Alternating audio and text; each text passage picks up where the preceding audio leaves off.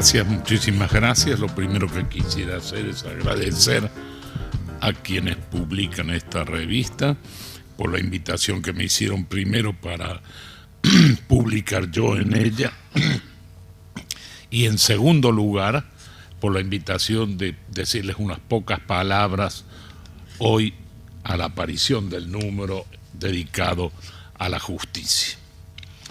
Y yo suelo comenzar mis artículos con una serie de advertencias que tienen por efecto que ustedes no me confundan primero y que tampoco, o que aprendan en ese sentido a no confundir las palabras que yo utilizo, que no necesariamente tienen que ser las correctas, pero que yo quisiera en cierta manera advertir acerca de su significado. Uno de estos problemas, porque las advertencias son varias, uno de estos problemas es que yo no confundo, como sí lo hacen quienes fueron durante mucho tiempo de mi vida colegas míos, es decir, jueces del Poder Judicial, la palabra justicia con la palabra Poder Judicial. El Poder Judicial es una tarea, una función del Estado, en general se puede decir que busca impedir que los ciudadanos y el Estado, o dos estados en una confederación, o en el orden universal, dos estados también adheridos al sistema universal de derecho internacional, puedan conseguir la paz, no solo la paz jurídica, sino la paz real directamente.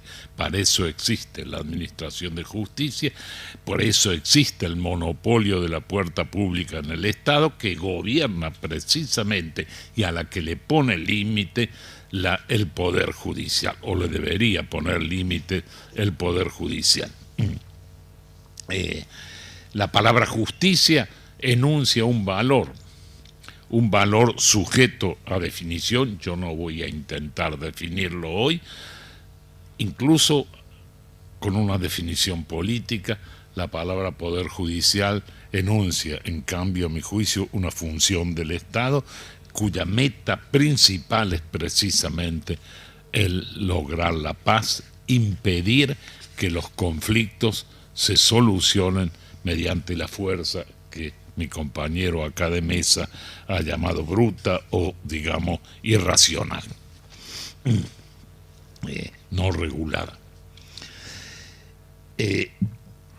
No voy a avanzar en otras consideraciones de advertencias que yo creo necesarias y las van a poder leer en el artículo con el que yo colaboré para el número de esta revista, pero sí decirles que el artículo pretende en cierta manera sentar ciertas bases para la organización de ese Poder Judicial, bases que no van a garantizar nunca que tengamos un Poder Judicial de excelencia, pero que tienden a ello. Tengo yo la esperanza de que para ello sirva, pero no puedo garantizar la efectividad de esta meta en el sentido de corregir las graves dolencias de que hoy sufre nuestro Poder Judicial.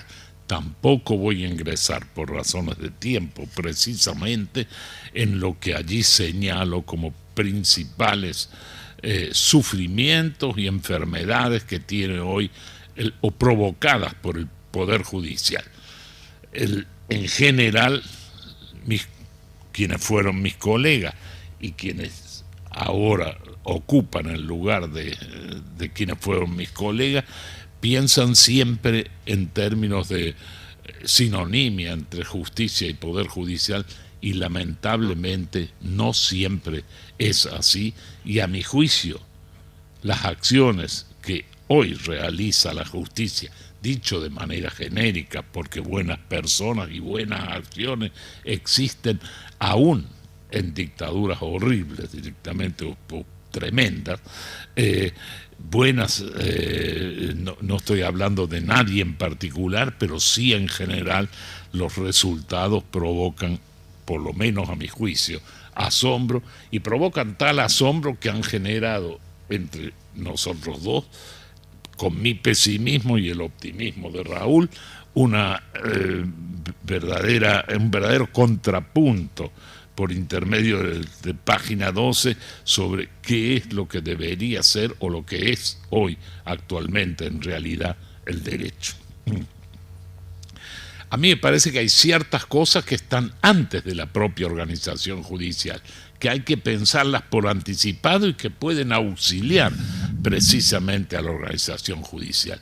Me refiero, por ejemplo, al sistema representativo, me refiero, por ejemplo, a la organización del mismo Poder Ejecutivo y a la función que puede cumplir el Poder Ejecutivo y a cómo el Poder Ejecutivo se establece en un Estado como el nuestro. No voy a abundar tampoco, yo soy partidario, como lo es Raúl, también de un régimen parlamentario que creo bastante más transparente que un régimen como el nuestro, presidencialista, pero con ello no quiero tampoco decir que o ignorar que han existido regímenes parlamentarios que han dado lugar a dictaduras horrorosas en el ámbito universal y en nuestra propia cultura si apelamos a denominarla occidental. Es muy difícil que un gobierno presidido por un dictador o que una dictadura consiga, además de quizá poder lograr cierta paz social, consiga realmente hacer justicia.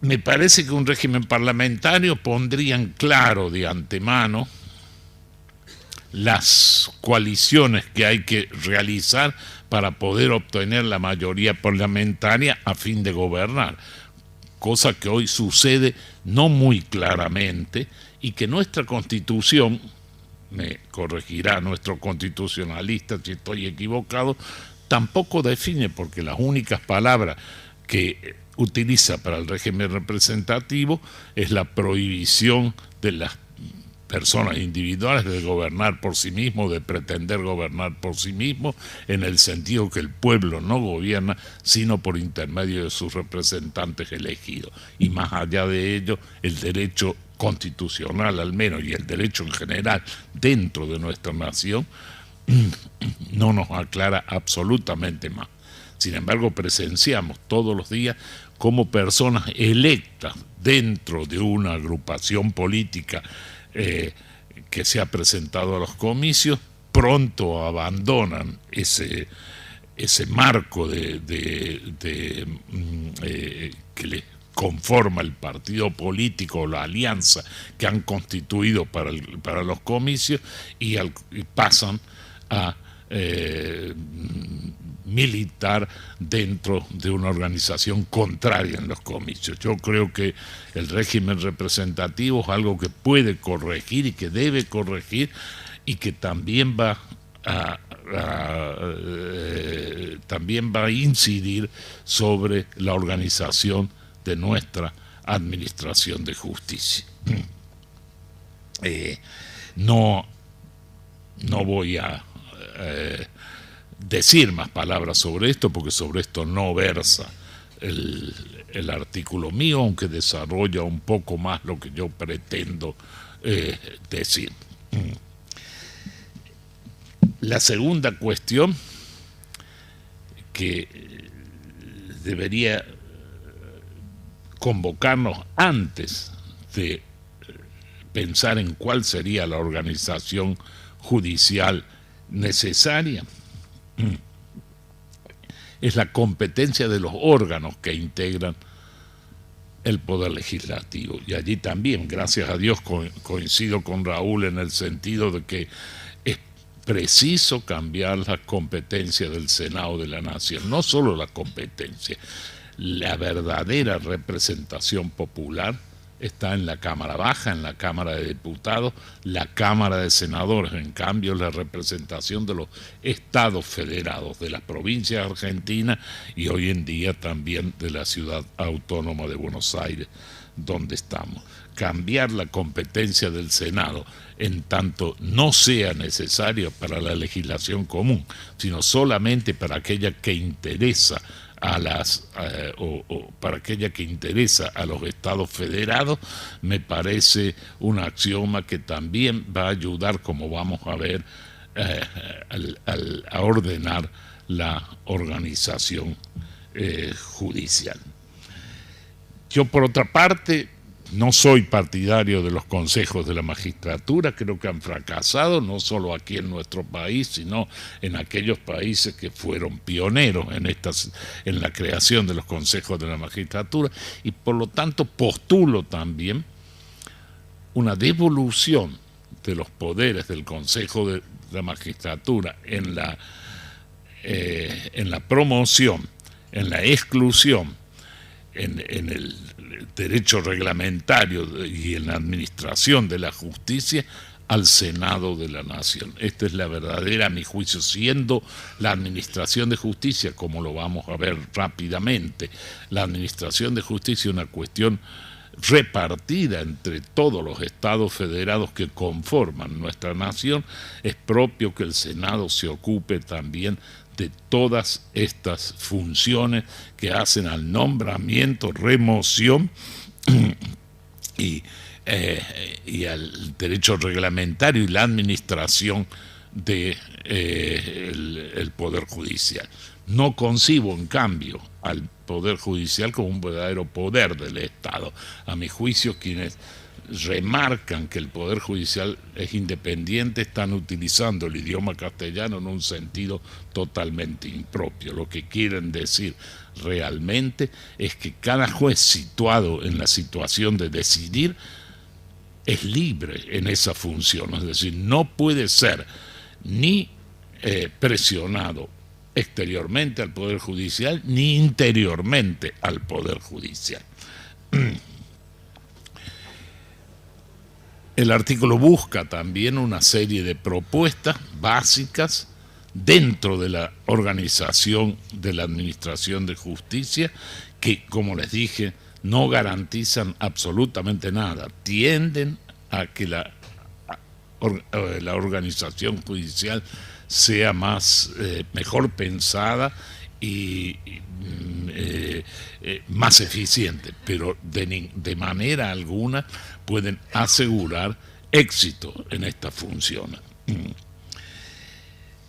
Me gustaría, antes de comenzar con unas cuantas de estas propuestas, proponerles un pequeño tallercito, sobre todo a quienes que lo conduzca quien es o nuestro especialista constitucional.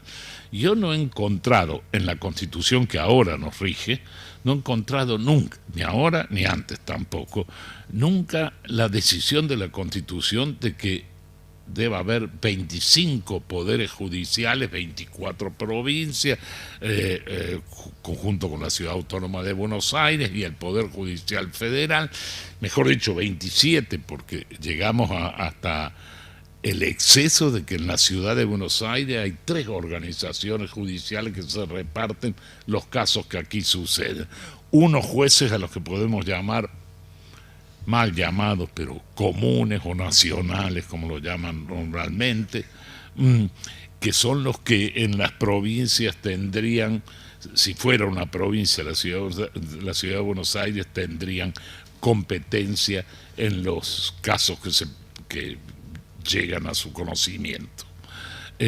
Otros jueces llamados federales que trabajan en casos excepcionales que están teóricamente regulados por la Constitución. La ley se ha metido también a regular cuáles son casos federales, yo creo que injustamente. Y una tercera organización judicial que es la de la propia Ciudad Autónoma de Buenos Aires. Esto es un despilfarro de organización y un verdadero embrollo para la organización judicial que no, a mi juicio, no tiene parangón en el mundo entero directamente. Yo, en cambio, creo, y se me dio en estos días por leer a Alberdi, ya por séptima vez por lo menos, yo creo que nada de esto dice nuestra Constitución. Nuestra Constitución ha querido fundar un poder judicial único, a mi juicio. No se ha referido muy bien a él, lo mismo que a Alberdi, que ha sido amarrete, pero del cual se pueden sacar ciertas conclusiones. Ha querido fundar un poder judicial único, en donde los tribunales que realizan los juicios verdaderos, es decir, los juicios que los juristas llamamos juicios de mérito, están ubicados territorialmente. Hoy no existen más territorios federales. Cualquier granito de arena de nuestro país pertenece a algún estado federado directamente o a la ciudad autónoma de Buenos Aires, para no entrar en litigio con si se trata o no de un estado federado, de tal manera que todos ellos tienen jurisdicción territorial y todos ellos pueden organizar sobre la base de sus propias constituciones los juicios de mérito en todas las materias, no solo en el derecho penal, los juicios de mérito que se producen por conflicto entre ciudadanos de esa provincia o entre ciudadanos y el Estado provincial. En cambio, la justicia federal, como lo dice la propia Constitución casi a la letra, interviene en casos de excepción. Para decirlo bien sencillamente, ciudadanos de una provincia contra ciudadanos de otro, ciudadanos de una provincia contra un Estado distinto o contra la nación. En estos casos de excepción interviene la justicia federal como justicia de mérito.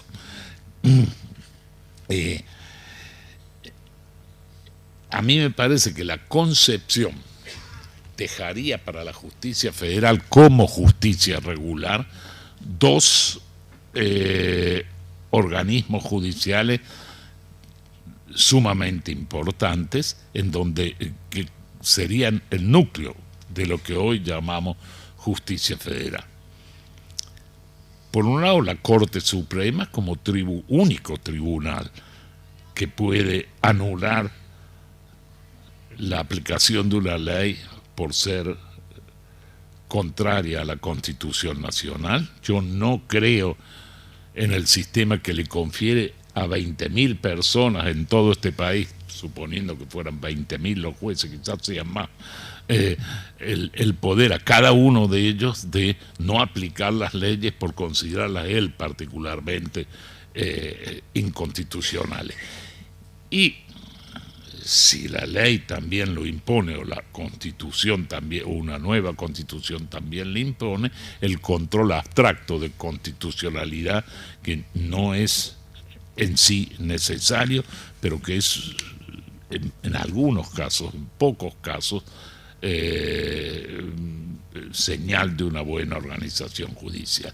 Y por otro lado, algo creo de esto va a decir Raúl también, por otro lado, el Tribunal de Casación, si las leyes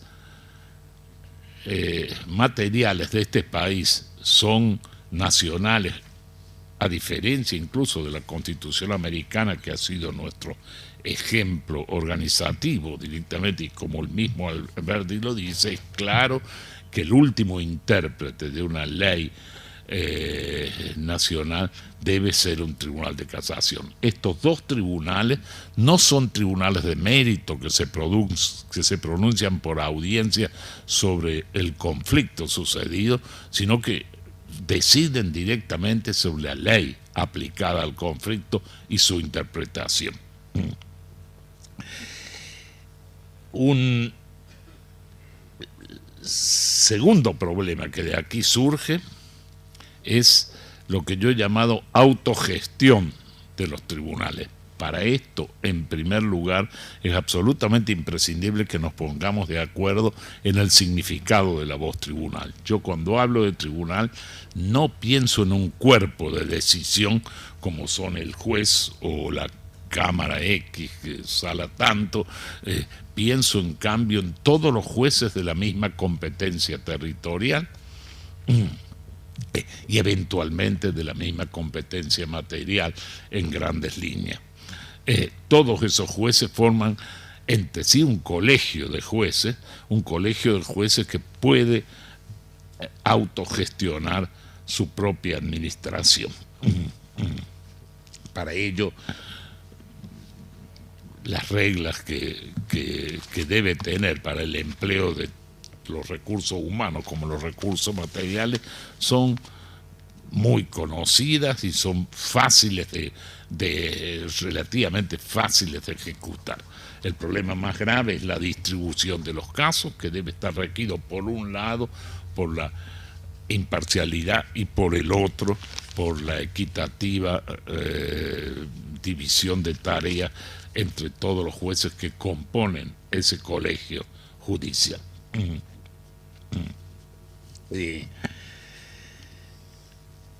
Un tercer problema, a mi juicio, que hay que tratar no es, como alguno ha querido decir, la movilidad de los jueces. Yo creo que los jueces son inamovibles mientras dura su buena conducta, pero sí el tiempo por el cual son designados.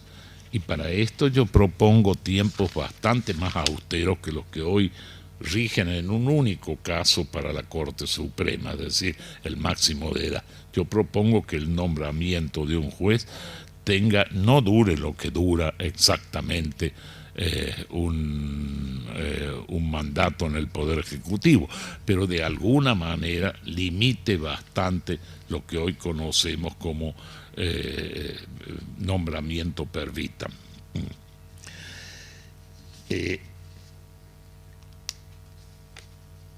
Este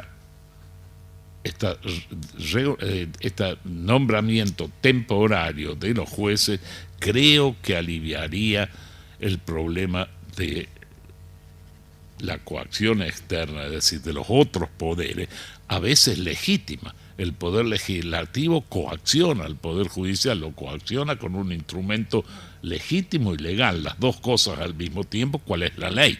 La definición de la libertad de un juez es precisamente el conocimiento y la aplicación de una ley del Congreso. De tal manera que cualquier fórmula de lo que se ha dado en llamar independencia judicial habla de que los jueces son libres de dar su propia decisión, pero están solo sometidos a la ley del Congreso. Hasta allí la influencia externa. E internamente pretendo desarrollar con esta definición de cuerpos judiciales un poder judicial que no se estructure sobre la base del principio vertical, de tal manera que existan los superiores que den órdenes a los inferiores, dicho en idioma más simpático, si se quiere, que la jurisprudencia superior se imponga sobre lo que piensa el juez que debe juzgar el caso, el juez inferior, sino muy por el contrario, fundar el poder judicial sobre la base de un esquema o regidos por el principio de horizontalidad.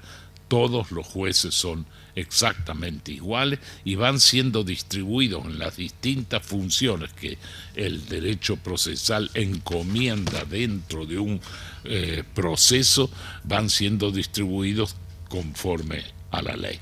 No quiero abundar más en esta situación, por eso he limitado mi exposición a estas situaciones para cumplir con el mandato acá.